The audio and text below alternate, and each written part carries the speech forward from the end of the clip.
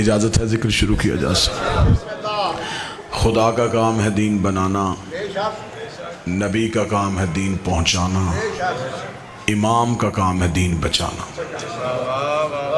اللہ بناتا ہے، نبی پہنچاتا ہے، امام بچاتا ہے۔ اس میں مشکل ترین کام ہے بچانے والا۔ کسی چیز کی حفاظت بالکل ایسے ہی کرنا کہ جیسے وہ تھی ویسے رہے،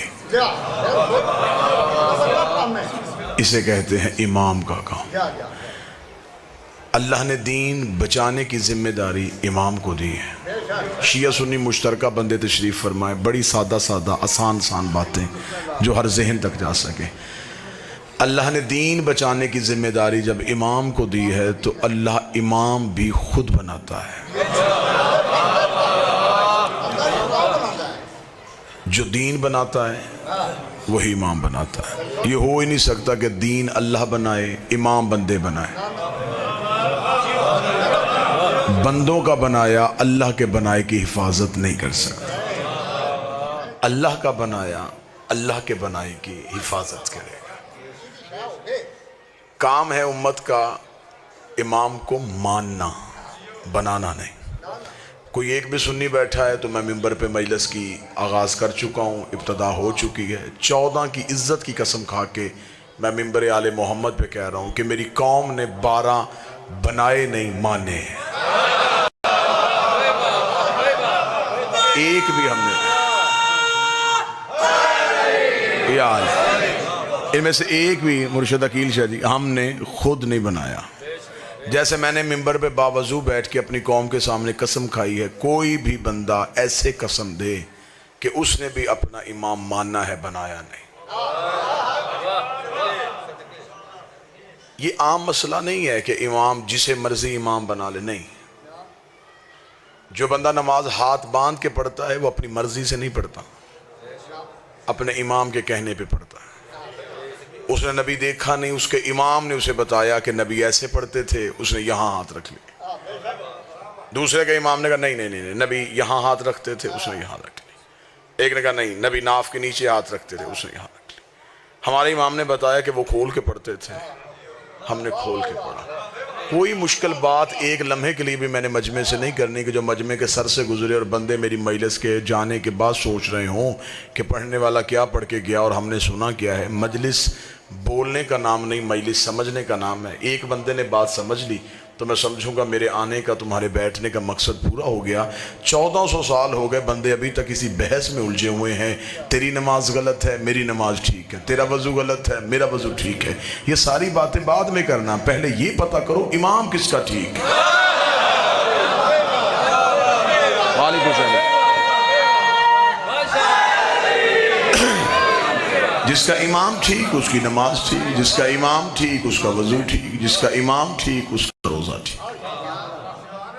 کیونکہ عمل قبول ہونے ہیں امام کی وجہ سے۔ اس لیے تو اللہ نے قیامت وقت جو دن تھا، اللہ نے پورا منظر قرآن میں لکھ دیا۔ خدا نے کہا میں نے قیامت والے دن بندے نہیں اٹھانے کہ اٹھو اپنے اپنے اعمال لے کے، نا۔ خدا نے کہا یوم ندعو کل اناس بامامہم، ہم تمہیں بلائیں گے تمہارے امام کے نام پہ۔ پہلے امام آئیں گے، پھر ماننے والے آئیں گے۔ آگے امام کھڑا ہوگا، پیچھے ماننے والے کھڑے۔ اگر امام گیا جنت میں تو ماننے والے بھی جنت میں چلے جائیں گے۔ وَجَعَلْنَا أَئِمَّةً يَدْعُونَ إِلَى النَّارِ، کچھ امام خود بھی جہنم میں جائیں گے، ماننے والوں کو بھی جہنم میں لے کے چلے جائیں گے۔ بندے پریشان ہو سکتے ہیں، ہم مطمئن ہو کے سو جاتے ہیں، ہمیں پتہ ہے ہمارا امام صرف جنتی نہیں مالک جنت بھی ہے۔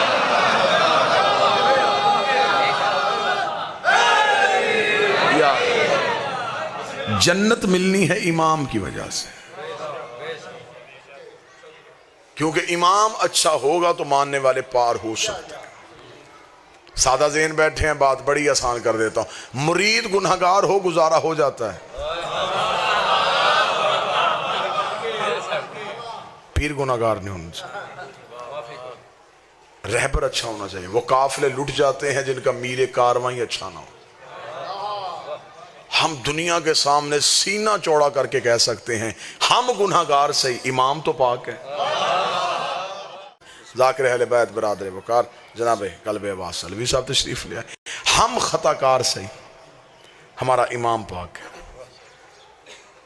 سفارش کرنی ہے امام نے، جسے سفارش کرنی وہ ٹھیک ہونا چاہیے.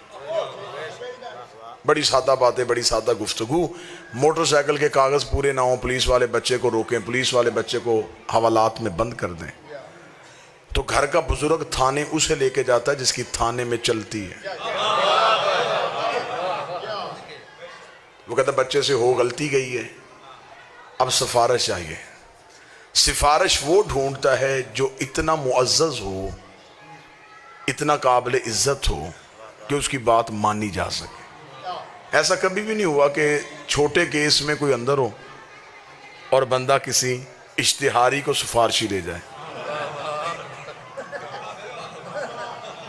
ایسا ہوا ہے کبھی؟ اگر ایسا کوئی کر بھی دے تو جو لے کے گیا، جس کو لے کے گیا، جس کو چھڑوانے گیا، تو اس کا مطلب ہے کہ ایک غلط سفارش نے 3 بندے مروا دی. اللہ نے اتنی عقل دی ہے کہ تھانے میں اللہ کی عدالت میں، توجہ میری طرف رکھیے، میں انتہائی سنجیدہ گفتگو آپ سے کر رہا ہوں. اللہ نے اتنی عقل دی ہے کہ آپ نے تھانے اسے لے کے جانا جس کی تھانے میں چلتی ہے. اللہ کی عدالت میں اسے لے کے جا جس کی اللہ کی عدالت میں چلتی ہے. وحد گھر تیرے نبی کا گھر ایسا ہے جسے اللہ نے شفاعت کا تاج پہنایا.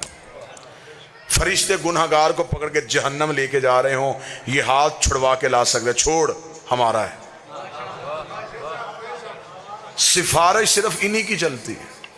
جس نے ان کی سفارش دیکھنی ہو، انہوں نے ایک رات میں حر کو علیہ السلام کر دیا تھا. امام بہتر ہونا چاہیے، امام اچھا ہونا چاہیے، امام ایسا ہونا چاہیے جس کی وجہ سے ماننے والا بھی کامیاب ہو سکے. اس لیے خدا نے ایک سوال قبر میں رکھا ہے، ایک قیامت میں رکھا ہے. چند سوال فرشتوں نے قبر میں پوچھنے، کچھ قیامت والے دن پوچھنے. اعمال جتنے بھی ہیں ان کے سوال قیامت کو ہونے، نماز، روزہ، حج، زکوٰۃ، یہ سارے سوال قیامت میں.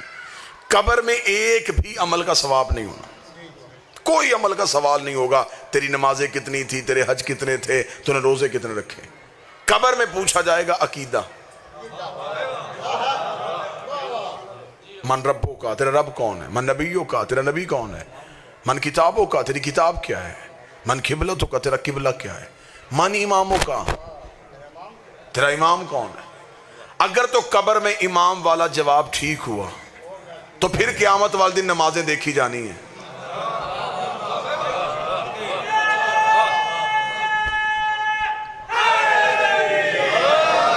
تو اگر قبر میں امام والا جواب ہی غلط ہو گیا تو فرشتوں کو پتا چل جائے گا کہ جس کا امام ہی ٹھیک نہیں، تو پھر نمازیں تو امام کی وجہ سے پڑھی ہیں نا. تو اس لیے تو امام والا جواب قبر میں پوچھ لینا ہے. اس لیے تو ہم اپنے مرنے والے کو مرنے کے بعد بھی نہیں چھوڑتے. ہم اسے قبر میں لٹا کے ایک بندہ لحد میں اتارتے ہیں اور اسے کہتے ہیں اس کے کاندھے پکڑ. وہ کاندھے پکڑتا ہے اور مولوی قبر کے سرحانے بیٹھ کے اسمع افہم سن سمجھ، تو اسی عقیدے پہ ہم سے جدا ہو رہا ہے. تو اللہ کو رب کہتا تھا، محمد کو نبی کہتا تھا، قرآن کو کتاب کہتا تھا، کعبے کو اپنا قبلہ مانتا تھا. اور تھوڑی دیر بعد تیری قبر میں 2 فرشتے آئیں گے، وہ تجھ سے تیری امام کے بارے میں سوال کریں گے. گھبرانا نہ، بول کے جواب دینا، علی میرا امام، حسن میرا امام، حسین میرا امام، سجاد میرا امام. اس مولوی کا گریبان پکڑ کے پوچھنا، زندگی میں ایک ہی گواہی نہیں دینے دے رہا تھا، قبر میں 12 کی کیوں دلوا رہا؟ جہنم میں جائے، ہو ہی نہیں سکتا. میں نے ممبر پہ دعویٰ کیا ہے علی ولی اللہ پڑھنے والا ہر کوئی جنت میں جائے گا. اور یہی ممبر پہ علم عباس کی عزت کی قسم کھا کے دعویٰ کرنے کے تیار ہو، بندہ دشمن ہو علی کی ولایت کا، چلا جنت میں جائے، یہ بھی نہیں ہو سکتا.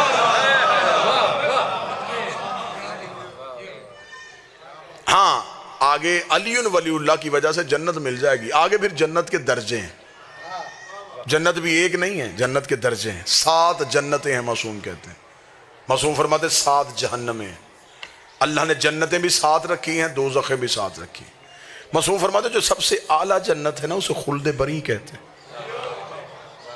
یہ جناب سیدہ نے مخصوص کی ہوئی ہے۔ سائل نے ہاتھ باندھ کے پوچھا تھا مولا اس جنت میں جانے کے لیے کیا چاہیے؟ اس جنت میں تو صرف نبی اور مرسل جائیں گے، ہم جیسا اس جنت میں کہاں جا سکتے جو اتنی اعلیٰ ہے؟ امام نے فرمایا نہیں، اس جنت میں جانے کے لیے ایک ہی شرط ہے، حسین کا عزادار ہونا۔ شبیر کا عزادار ہے تو خلد بری میں جائے گا۔ اور مولا جہنموں میں سب سے خطرناک جہنم کیا ہے؟ امام نے فرمایا حاویہ اس کا نام ہے، گہری ترین دوزخ ہے، بھڑکتے ہوئے شعلے ہیں، اتنی خطرناک ہے کہ اللہ قرآن میں کہتا ہے کہ حاویہ سے پناہ مانگو۔ تمہیں پتہ ہی نہیں کہ حاویہ کیا ہے۔ بندے نے جعفر صادق سے پوچھا مولا یہ حاویہ جہنم کن لوگوں کے لیے بنائی گئی ہے، ان کا گناہ کیا ہے؟ فرمایا ایک ہی گناہ ہے، ہمارے دادے علی کی ولایت سے دشمن ہے۔ صرف علی ولی اللہ کا دشمن جو ہے وہ چلا جائے گا حاویہ میں، اور حسین کا عزادار جائے گا خلد بری میں۔ ایک بندے نے کوفے میں آ کے مولا علی کے قدموں میں گر کے پوچھا، اسے کہا یا علی یہاں آپ سے محبت ہے تو یہاں آپ ہر مشکل میں ہماری مدد کرتے ہیں، جیسے یہاں کرتے ہیں وہاں بھی کریں گے؟ قیامت والے میدان میں ہماری مدد آپ کر لیں گے؟ وہاں تو کوئی کسی کو نہیں پہچانے گا۔ جو علی نے جواب دیا جواب سننا، علی مسکرا کے فرماتے جہاں اعمال تلنے ہیں وہاں علی تمہارا انتظار کرے گا۔ تم میرا انتظار نہیں کرو گے، تم میرا انتظار نہیں کرو گے، میں تمہارا انتظار کروں گا۔ اس نے کہا مولا اگر وہاں تک پہنچ گئے تو وہاں اتنا رش، نفسا نفسی کا عالم، پیاس سے زبان حلق سے باہر، اولاد بچوں کو نہیں پہچانے گی، بچے ماں باپ کو نہیں پہچانیں گے، اتنے نفسا نفسی کے عالم میں اگر ہم وہاں پہنچ بھی گئے تو یا علی کوئی نشانی بتائیے، آپ تخت پہ ہوں گے، آپ تاج پہنے ہوں گے، آپ پردے کے پیچھے ہوں گے، آپ دائیں کھڑے ہوں گے، آپ بائیں کھڑے ہوں گے، کوئی نشانی بتائیں جہاں ہم پہنچیں اور وہاں سامنے آپ بیٹھے ہوں۔ علی مسکرائے، مسکرا کے فرماتے ہیں ڈھونڈنے کی ضرورت ہی نہیں پڑے گی، انا صاحب المیزان، ترازو ہی علی کے ہاتھ میں ہوگا، تول ہی علی رہا ہوگا۔ اسے کہا یا علی اگر آپ تول رہے ہوں گے تو اگر ہمارے گناہ زیادہ ہو گئے تو آپ عدل دیکھیں گے یا ہماری محبت دیکھیں گے؟ علی فرماتے وہاں تک پہنچانا، رہ گئی تمہارے اعمال کی کچی کمی، اسے ہم ایسے پوری کر دیں گے جب فرشتے ایک پلڑے میں گناہ رکھیں گے دوسرے میں نیکیاں رکھیں گے، اگر گناہوں کا پلڑا وزنی ہو گیا تو ہم فرشتوں سے کہہ دیں گے ایک پلڑے میں اس کے گناہ رکھو دوسرے میں ہماری ولا رکھو، ایک میں گناہ رکھو دوسرے میں ولا رکھو، پھر ہم دیکھیں گے تمہیں تمہارے گناہ جہنم میں لے کے جاتے ہیں یا ہماری ولایت تمہیں جنت میں لے کے۔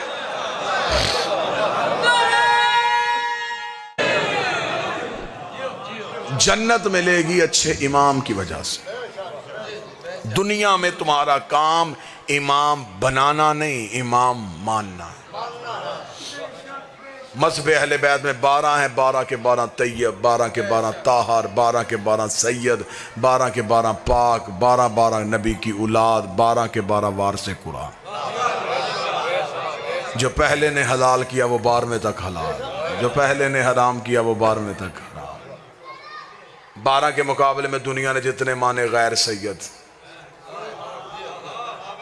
نہ اولاد رسول، ایک نے حلال کیا دوسرے نے حرام کہہ دیا، ایک نے واجب کہا دوسرے نے مستحب کہہ دیا۔ یہاں 12 کے قول فعل میں کوئی تضاد نہیں آیا۔ ہمیں فخر ہے دنیا کے پاس جتنے امام ہیں وہ میرے امام کے نوکر ہیں۔ میں لفظ تبدیل کرتا ہوں، لوگوں کے پیر ہمارے پیر بھائی ہیں۔ میرے اہل سنت بھائیوں کے ہاں سب سے جو مشہور ترین امام ہے وہ امام ابو حنیفہ نعمان بن ثابت۔ جو حنفی ہیں وہ امام ابو حنیفہ کی پیروی کرتے ہیں، ان کے امام ہیں، ان کے یہاں قابل عزت ہیں۔ لیکن اگر مذہب اہل بیت کے دروازے میں آؤ گے تو وہی ابو حنیفہ میں سنی کتابوں سے دکھاؤں گا، وہ کہہ رہا اگر میں 2 سال جعفر صادق کی شاگردی نہ کرتا تو میں جہالت کی موت مر جاتا۔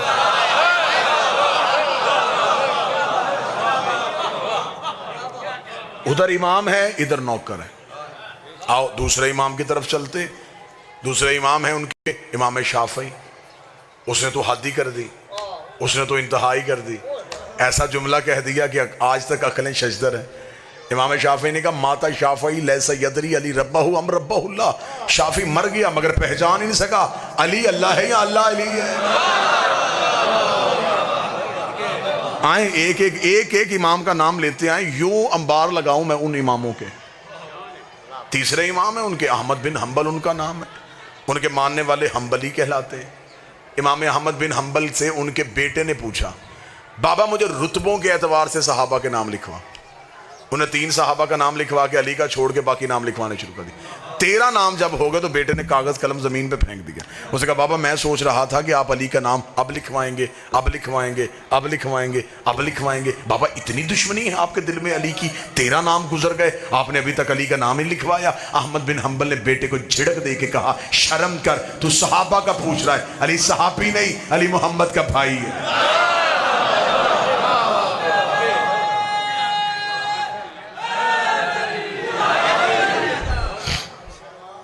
اگلے امام ہے امام مالک, اور امام مالک جو ہے امام مالک نے تو ساری پیروی جعفر صادق کی کی. آج بھی سعودی عرب میں جتنے مالکی ہیں وہ ہاتھ کھول کے نماز پڑھتے ہیں. وہ کہتا ہے کہ میں تو امام جعفر صادق کی فقہ کی پیروی کرتا ہوں. اس کا مطلب ادھر امام ہے ادھر نوکر ہے. صحابی جنت میں جا سکتا ہے لیکن نہیں جا سکتا. صحابی کوثر پی سکتا ہے, توجہ آپ میری طرف رکھیں گے پوری, پلا نہیں سکتا. ہماری مجبوری ہے, ہمیں جانے والا نہیں چاہیے, ہمیں لے کے جانے والا چاہیے. آپ ذہن مجلس میں لے کے آئیں تو میں بات آپ سے کروں. اب جتنے بھی امام ہیں یہ وہ امام ہیں جتنے مذہب جعفریہ کے علاوہ لوگوں کے پاس امام ہیں. میں منبر پہ بیٹھ کے قرآن پہ ہاتھ رکھ کے اعلان کریں, ان اماموں میں سے کسی ایک نے بھی نبی کو نہیں دیکھا. اگر آپ مجھ سے تاریخیں پوچھیں گے میں تاریخیں بتا دوں گا. ایک 75 سال بعد آیا, ایک 85 سال بعد آیا, ایک 95 سال بعد آیا, ایک 120 سال بعد آیا. اب جو 75 سال بعد آیا انہیں کیا پتا کہ نبی نماز کیسے پڑھتے تھے, انہیں کیا پتا نبی روزہ کس وقت کھولتے تھے, انہیں کیا پتا کہ نبی کا طریقہ کار کیا تھا. اگر آپ کہیں گے کہ آپ شیعہ پھر بتائیں آپ نے جن سے لیا ہے, تو ہم بتا دیتے ہیں ہم نے علی سے دین لیا ہے. اس نے آنکھ کھولی نبی کی گود تھی, نبی نے آنکھ بند کی علی کی گود تھی. ہم نے مذہب حسن سے لیا جو نبی کی گود میں رہتے تھے, ہم نے دین حسین سے لیا جو نبی کے کاندھوں پہ بیٹھتے تھے. 3 طرح کے طریقے ہیں دین لینے کے لیے. موضوع پسند ہے یا نہیں پسند ہے؟ 3 طرح کے طریقے ہیں دین لینے. صحابہ, اہل بیت, ازواج مطہرات. 3 شارے ہیں, 3 رستے ہیں نبی تک پہنچنے کے. یا صحابی نبی تک پہنچاتا ہے, یا اہل بیت نبی تک پہنچاتے ہیں, یا نبی کی بیویاں نبی تک پہنچاتی ہیں. 3 طریقے ہیں دین لینے کے. ہم شیعہ جو ہے صرف اہل بیت سے لیتے ہیں. باقی جتنے مسلک ہیں ان کے پاس 2 شارے ہیں, وہ کہتے ہیں ہمارے پاس 2 رستے اور ہیں. ہم صحابہ کے ذریعے دین لیتے ہیں, ہم نبی کی ازواج کے ذریعے سے دین لیتے ہیں. آنکھوں میں آنکھیں ڈالو, کسی ڈیرے پہ بیٹھ جاتے ہیں, فیصلہ پنچایت کی صورت میں کرتے ہیں. صحابی پورا دین دے ہی نہیں سکتا. کیسے؟ صحابی وہی بات بتائے گا جو گھر سے باہر ہوئی. دعا فرمائیں گے سرکار. صحابی آپ کو مسجد کی باتیں بتا سکتا ہے, صحابی بازار کی باتیں بتا سکتا ہے, صحابی نبی کی وہ باتیں بتا سکتا ہے جو نبی نے گھر سے باہر کی. گھر کے اندر صحابی جا نہیں سکتا. قرآن کی آیت پردہ بن کے کھڑی ہے کہ میرے محمد کے گھر میں داخل نہ ہونا, اس کے مطلب صحابی دروازے کے باہر ہے. اب وہ دین دیں گے وہ جو گھر سے باہر ہے. وہ آیتیں جو گھر کے اندر آئی وہ کون بتائے گا؟ اگر آپ دین لیں گے نبی کی زوجہ سے تو نبی کی بیویاں وہی دین بتائیں گے جو گھر کے اندر تھا.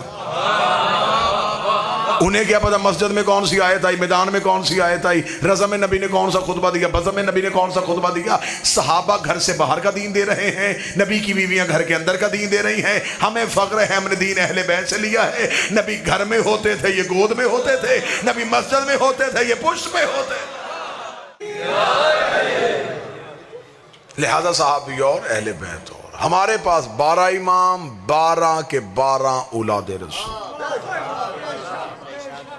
امام ایک بھی اچھا ہونا تو وہ امت پار کروا دیتا ہے. ہمارے پاس 12 ہیں. اگر کوئی بندہ مجھے کہ قرآن سے ثابت کر, ابھی قرآن ممبر پہ لیا, میں بھی ثابت کر دیتا. چاندنی رات ہی 2 امام گھر سے نکلے, ایک حق کا ایک باطل کا. حق کا امام موسیٰ, باطل کا امام فرعون. آگے موسیٰ, پیچھے موسیٰ کی قوم, پیچھے فرعون کا لشکر. قرآن کہتا سامنے آگے دریائے نیل. اللہ نے یہ باتیں قرآن میں وقت گزارنے کے لیے نہیں کی, کتاب موٹی کرنے کے لیے نہیں کی. नसीहत के लिए की है कि ये जो मौलवी कुरान को रट्टा लगा रहे हैं कुछ समझें भी। कुरान की एक भी आयत नहीं है कि मुझे रट्टा लगाओ, कुरान को समझना इबादत है। मूसा अपने बंदे बचा रहा था, फ़िरौन अपने बंदे लेके मूसा के पीछे जा रहा था, सामने आ गया दरिया। कुरान कहता है कि मूसा की कौम घबरा गई, वो डर गई। उन्होंने कहा आगे जाएंगे तो दरिया में गिर जाएंगे, पीछे जाएंगे तो फ़िरौन पकड़ लेगा। उन्होंने मूसा से कहा मूसा क्या करें? मूसा ने अल्लाह से पूछा क्या करें? कौम ने मूसा से पूछा क्या करें? कौम ने मूसा से पूछा क्या करें? मूसा ने अल्लाह से पूछा क्या करें? लफ्ज़ फिर दोहराने लगा, कौम ने मूसा से पूछा क्या करें?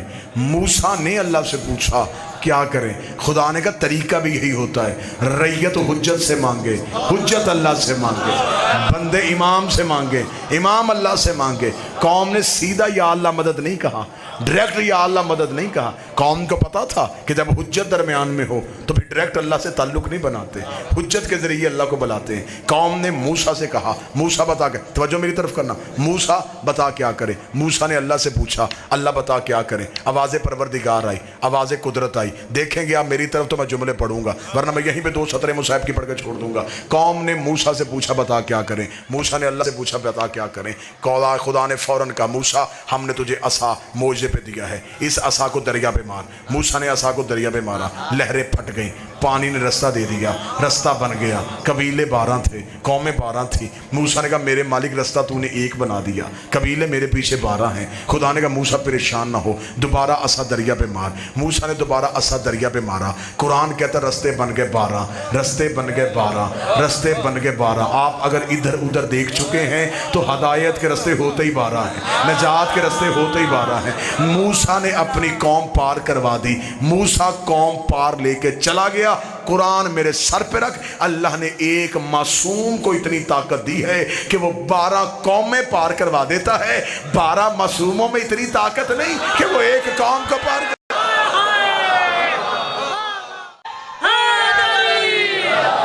मूसा वाले सारे पार, किस वजह से? अमलों की वजह से, इमाम की वजह से। या तो मुझे कोई मौलवी साबित करे कि अल्लाह ने मूसा के बंदे अमल देख के दरिया से गुजारे थे, कि एक फरिश्ता दरिया के बाहर खड़ा हो गया था, ना ना ना पहले अमाल दिखाओ फिर बचाऊंगा। नहीं, उन्होंने कहा सारे गुजारो, इमाम अच्छा है। फरौन के सारे मरे, इमाम बुरा था। मूसा वाले बचे इमाम की वजह से, फरौन वाले मरे इमाम की वजह से। जब हज़रत मूसा दरिया के दरमियान में पहुंच गए तो मूसा की कौम ने पीछे मुड़ के देखा कि फरौन भी उसी रस्तों से आ रहा है। उन्होंने कहा मूसा मोइज़ा हमारे लिए था, उसे कह रहा बंद कर, वो पीछे आ गया है। मूसा ने भागते हुए घोड़े पे कहा मेरे अल्लाह उसे तो रोक। फरमाया तू अपने बचा, तू अपने बचा, मेरे मालिक फरौन मारना तो मार दे। खुदा ने कहा आज सिर्फ फरौन नहीं मारना, आज आखिरी फरौनी भी मारना है। इन्होंने झूठा इमाम बनाया क्यों था? तू जरा अपने बचा, इसे जरा अंदर आने दे। कुरान कहता है कि मूसा का आखिरी दरिया से कदम निकाल रहा था, फरौन का आखिरी दरिया पे कदम रख रहा था। खुदा कहता उस दिन मैंने मलकल मौत को ये नहीं कहा था इसे मार, इसे बचा, इसे जिंदा रख, इसे मुर्दा कर। खुदा कहता उस दिन फिर मेरी भी गैरत को जलाल आ गया था। मैंने नील की लहरों पे वही कर दी थी, मैंने पानी को हुक्म कर दिया था मूसा वालों को छेड़ना नहीं है, फरौन वालों को छोड़ना नहीं है। मूसा का कोई बंदा बचे ना, फरौन का कोई बंदा बचे ना, मूसा का कोई बंदा मरे ना। मेरा अकीदा है अगर वही पानी पे हो सकती है, अल्लाह क़यामत को जहन्नम की आग में वही कर देगा। अली वालों को छेड़ना नहीं है, अली के दुश्मन को छोड़ना।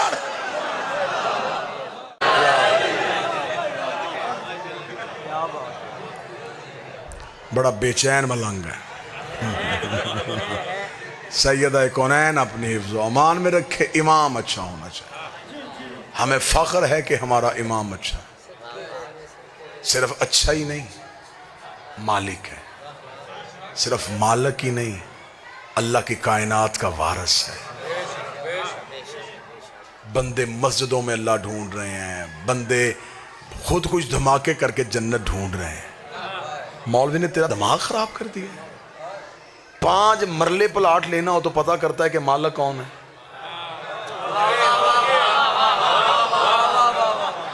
बंदे को जगह पसंद आ जाए और बंदा घर देखने के लिए जाए, दरवाजे पे दस्तक दे और कल्बवास अंदर से ایک بوڑھا بندہ باہر نکلے, بندہ کہے جی میں یہ گھر خریدنا چاہتا ہوں. عقیل شاہ جی وہ کہے کہ میں بیچ دیتا ہوں. بندہ کہے جی تو مالک ہے؟ وہ کہے نہیں میں مالک کا سسر ہوں.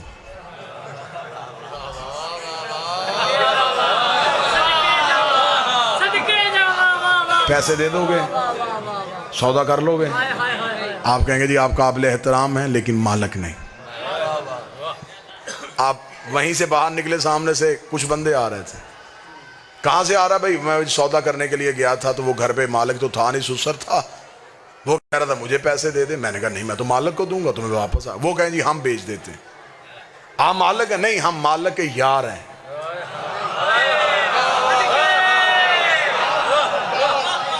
یاروں کو پیسے دیے, سسر کو پیسے دیے, سالے کو پیسے دیے, مالک کو دیے نا. تو اللہ نے اتنی عقل دی ہے کہ 5 مرلے کے لیے مالک ڈھونڈتا ہے.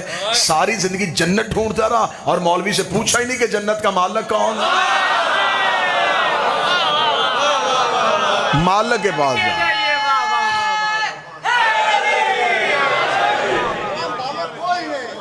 بندے نے اگر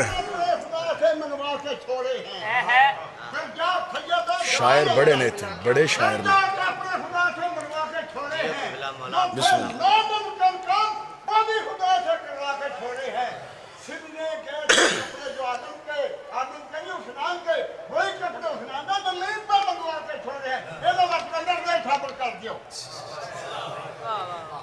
متوجہ ہیں صاحبان؟ لہذا جنت ہے آل محمد کی ملکیت میں. آخری جملہ میرے بعد میرے چھوٹے بھائی ہیں, وہ آپ سے بہتر خطاب فرمائیں گے. 5 مرلے جگہ کے لیے بندے کاغذ دیکھتے ہیں. جنت کی ملکیت دیکھنی, آپ قرآن میں تجھے رجسٹری دکھاؤں.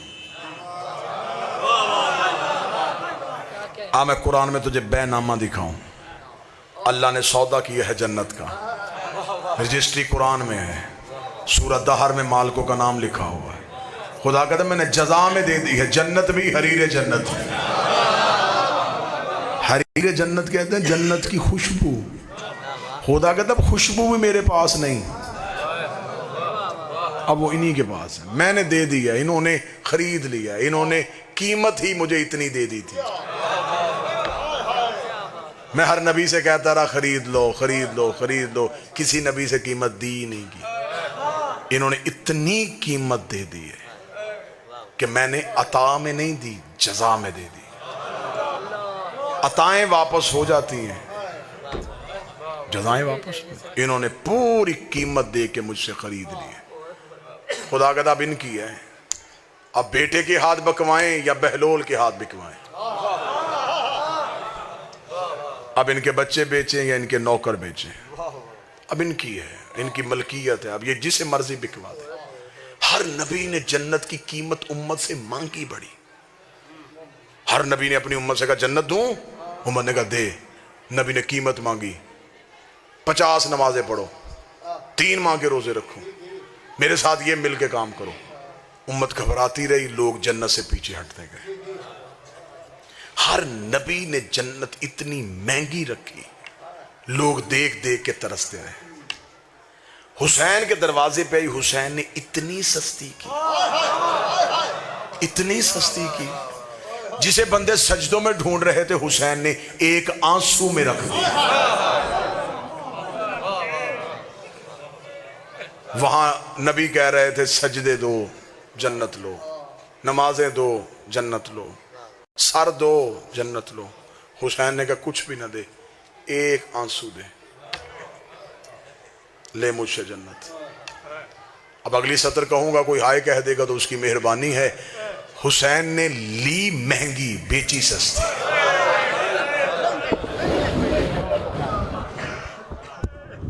مہنگی بیچی بڑی سستی. تمہیں ایک آنسو میں دے دی, حسین نے خود ایک آنسو میں لی تھی. اکبر جیسا بیٹا, عباس جیسا بھائی, اون محمد جیسے بھانجے, قاسم جیسا بھتیجا, یہ ساری چیزیں بھی دے دیتا تو شاید جنت تل جاتی. حسین نے قیمت اتنی بڑھائی کہ بہن کی چادر دے دی.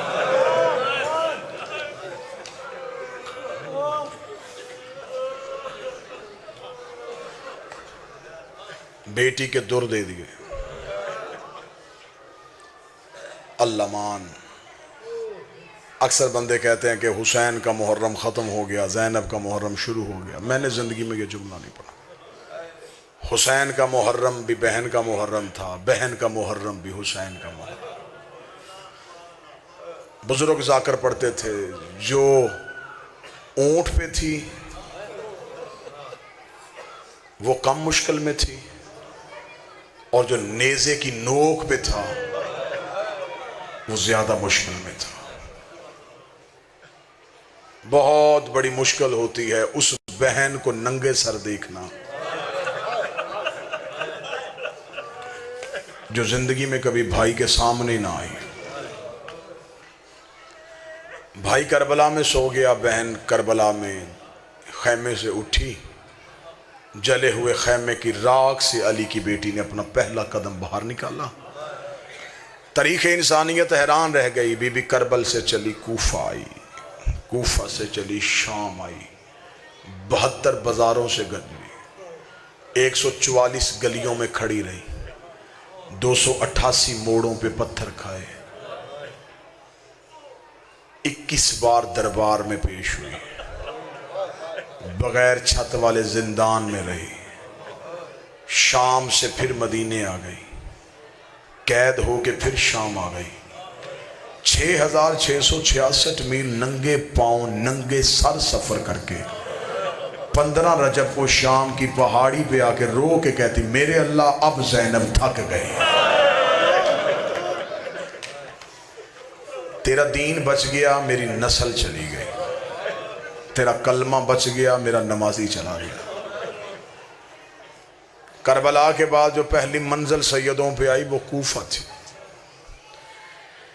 علی کی بیٹی سے شام میں ایک عورت نے پوچھا تھا، بی بی سب سے زیادہ ظلم کہاں ہوا؟ فرمایا شام میں۔ بی بی سب سے زیادہ مصیبت کہاں آئی؟ فرمایا شام میں۔ بعض اوقات بندے کہتے ہیں جی ذاکر بڑا سخت مصائب پڑ گیا۔ مصائب ہے ہی سخت، مصائب نرم ہوتا تو سجاد کا جگر پھٹتا۔ مجھے نہیں پتا کہ کون کیا پڑھتا ہے، لیکن مجھے علی کی عزت کی قسم جب کتابوں سے روایت پڑھتے ہیں تو کئی بار سوچتے ہیں کہ یہ روایت منبر پہ کیسے پڑھیں گے۔ سامنے نرم دل لوگ بیٹھے ہوتے ہیں، سامنے سید بیٹھے ہوتے ہیں، یہ روایت کیسے پڑھیں گے؟ پھر انہیں لفظوں کے غلاف چڑھاتے ہیں، اشاروں کی زبان میں منتقل کرتے ہیں، بدل بدل کے روایت آپ کو سناتے ہیں، تو پھر آپ اتنا روتے ہیں۔ آپ کو صرف ذاکروں نے اتنا سنایا کہ شام میں پتھروں کی بارش ہوئی، میری قوم نے رو رو کے برا حال کر لیا، میرے سر پہ عباس کا علم رکھ۔